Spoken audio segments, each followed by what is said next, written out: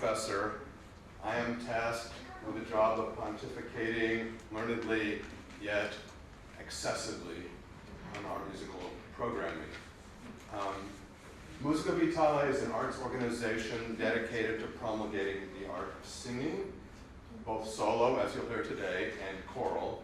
We also visit schools, sponsor a community choir in Coronado, and during the pandemic made some online videos that you can see at our website. Musica Vitale began its life 20 years ago as a fundraiser concert for the victims of Hurricane Katrina, involving singers from San Diego Opera and other vocal professionals in town, and we liked it so much, we kept on doing it. We want to thank the San Diego Public Library. We want to thank the City of Coronado that provides generous financial support to our endeavors, and we want to thank you for coming here this afternoon. Are Women People, ? Is the name of a 1915 collection of poems by the suffragist Alice Duer Miller. Are Women People is also the name of a cycle of songs by modern composer Laurie Laitman, some of which we'll hear later. The point of the question is obviously ironic, sarcastic, but it provokes this kind of argument. All people make art. All people have always made art. Women are people. Therefore, women must have made a lot of art. And the question is, where is it? Now, today, it's all around us, of course, but as everybody knows, boys and girls were raised very differently until, you could pick your decade, but we all know that historically, really for the past 10,000 years of post-Neolithic culture, sex roles have been quite different. And girls in general were steered more towards the indoor life. The arts they cultivated would be the wives they would use as wives and mothers, right? Mending things, cooking things, not high arts as we usually think of them. Women were supposed to be indoors. It was a matter of what we think of in other cultures as immodesty, right? A girl was not supposed to be flaunting her body, her talents. We all know this.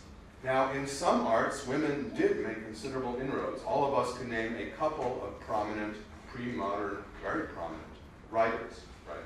Whether poets, novelists, in English, in other languages, and that goes back to the ancient Greeks. Other arts, well, pre-20th century painters, one or two. Architects, I can't. Choreographers, I can't. What about composers? Did they exist? Have they been forgotten?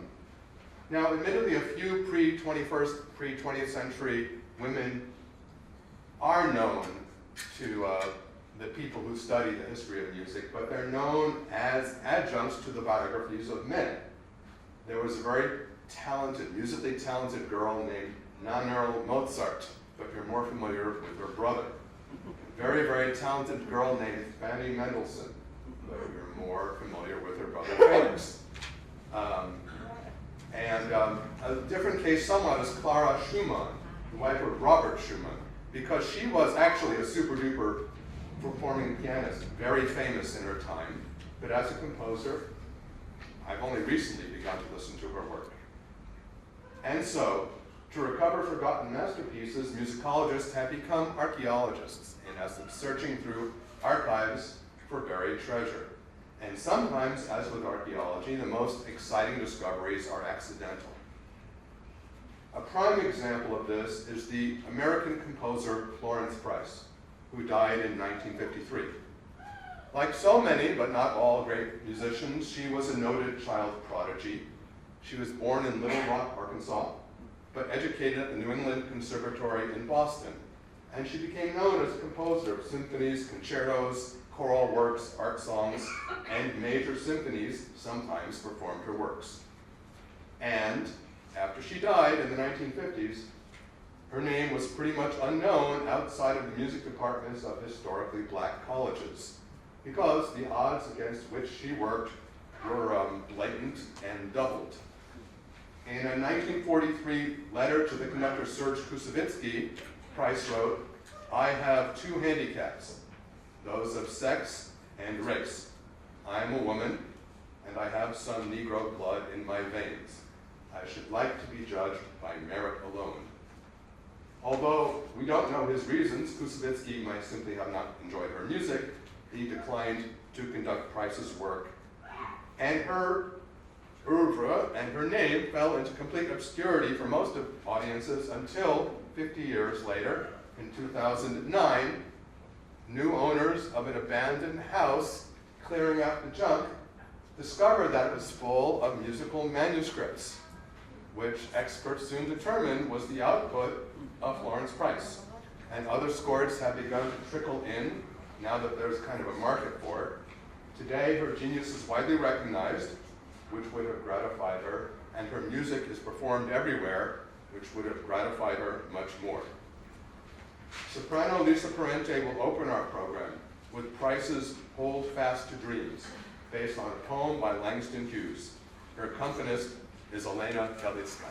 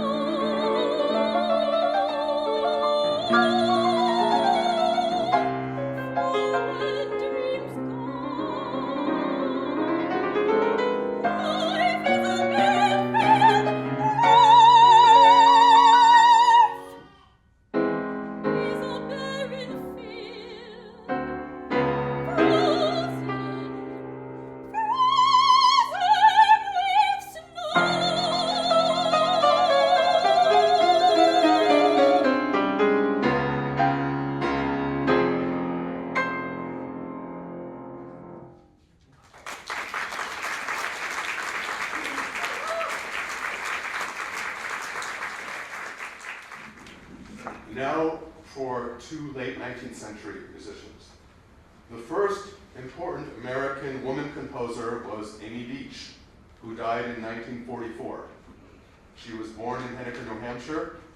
Like Florence Price, she was a child prodigy of Mozartian gifts. But initially her parents, and later her much older husband, tried to limit her performing. That was part of the deal of their marriage, how many performances she could give a year. But he was much older than she was, and after he died in 1910, her career really took off for a while, but after her lifetime, again, her music languished in obscurity until a revival in the 1990s.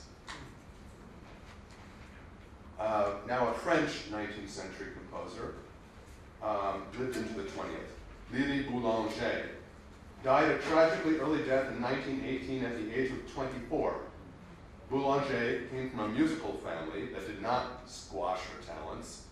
Her paternal grandparents had been noted musicians, and her father was a successful composer, winner of the coveted Prix de Rome prize of the Paris Conservatory. Lili's older sister, Nadia Boulanger, lived to be 92 and became the most famous teacher of composition of the 20th century, the mentor of a very diverse cast of alumni, which include Aaron Copland, Philip Glass, Virgil Thompson, but also Quincy Jones, Burt Bacharach, who else? Astor Piazzolla, and I learned a few days ago, Joe Raposo, who composed for Frank Sinatra and also for Sesame Street. But the real genius, musical genius of the family may have been Lili, who tailed after her big sister at the Paris Conservatory, starting at the age of 5, learning theory, organ, violin, cello, harp, and voice. But her studies were cut short at the age of 6, when she developed chronic pneumonia and suspended her studies between the ages of 6 and 16. But she had already gone through her formative stage, at age 5. At 19, Lili became the first female winner of the Prix de Rome, and 5 years later she died of tuberculosis. Who knows what she might have achieved given a normal lifespan and normal health. And she and her sister, who lived to be 92, are buried side by side. Alkhverdova and Olena Galytska will perform 2 works for violin and piano, one each by Beach and by Lili Boulanger.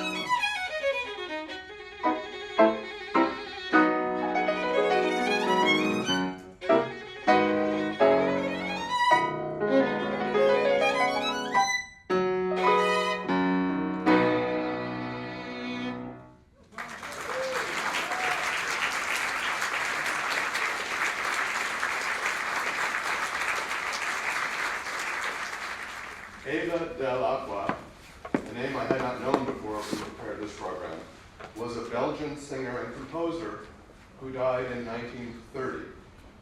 Her most performed work is a song, Villanelle, which we're going to hear today. The text is in French, and it's a dreamy vision of a swallow, a bird, attracted by the sun and by the scent of jasmine flowers, who flies south to a mysterious land. And the singer wishes that she could follow the bird. Lisa returns to sing Villanelle.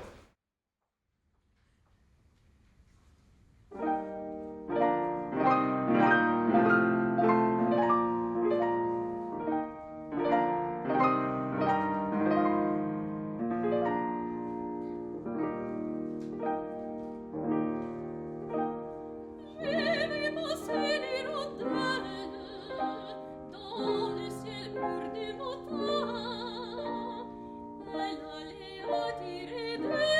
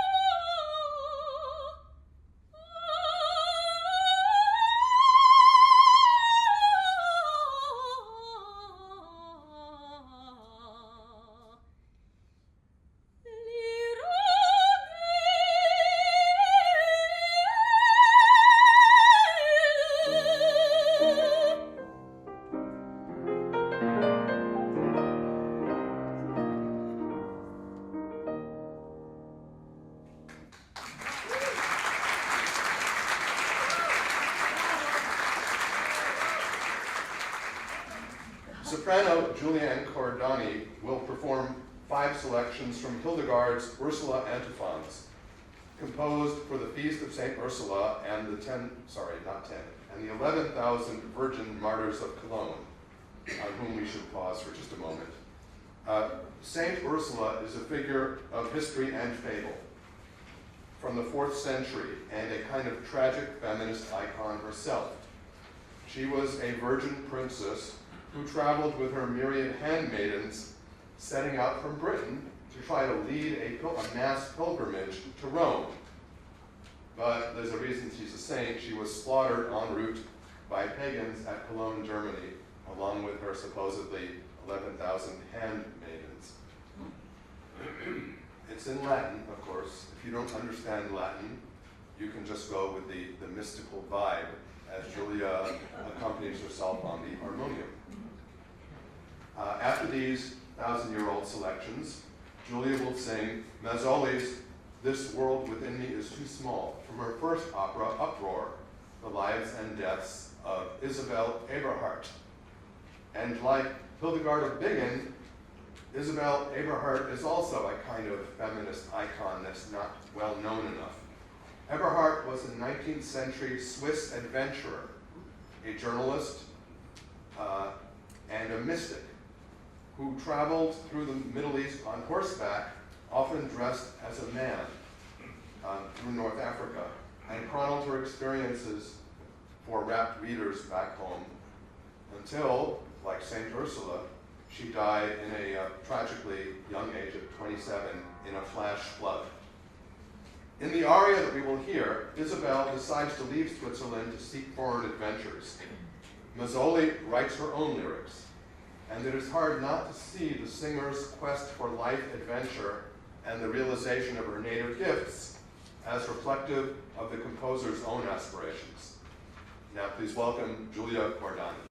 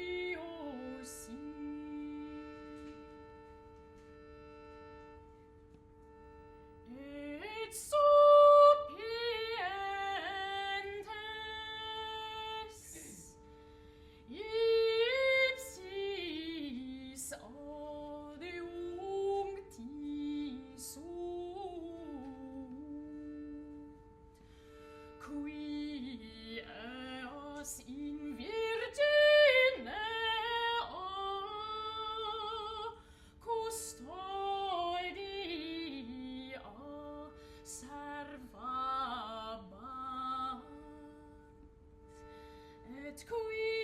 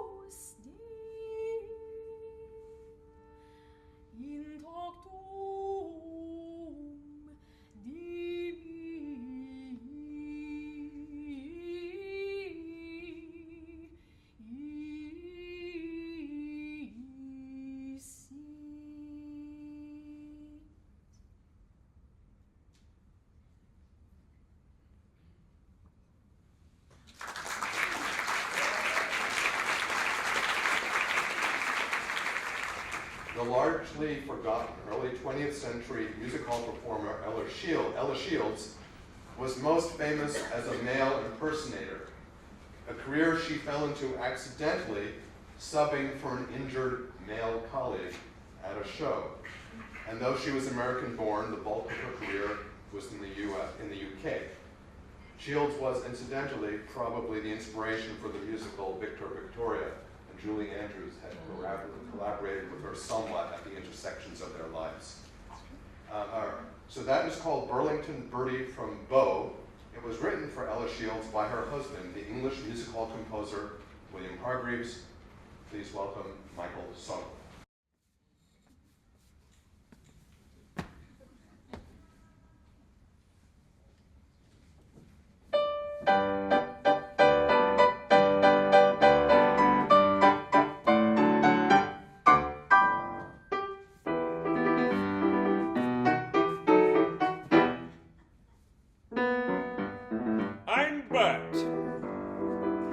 You've heard of me, Bert.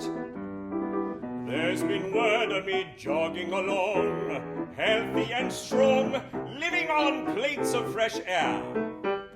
I dress up in fashion, and when I am feeling depressed, I shave from my cuff all the whiskers and fluff, put my hat on and toddle up west. I'm Burlington Bertie. I rise at 10:30 and saunter about like a toff. I walk down the Strand with my gloves on my hand, then I walk again with my gloves off. I'm all health and graces and smile with the paces. So long without food I forgot where my face is. I'm Bert, I haven't a shirt, but my people are well off, you know. Nearly everyone knows me, from Smith to Lord Rosebery. I'm Burlington Bertie from Bow.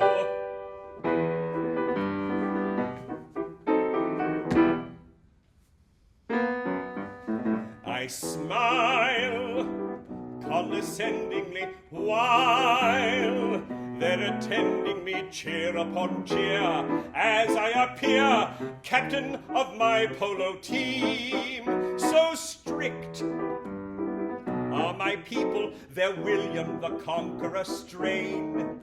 If they ever knew I was talking to you, they would never look at me again. I'm Burlington Bertie. I rise at 10:30, then saunter about Temple Bar. Around that I skip while I'm shouting pip pip, and the darn fools think I'm in my car.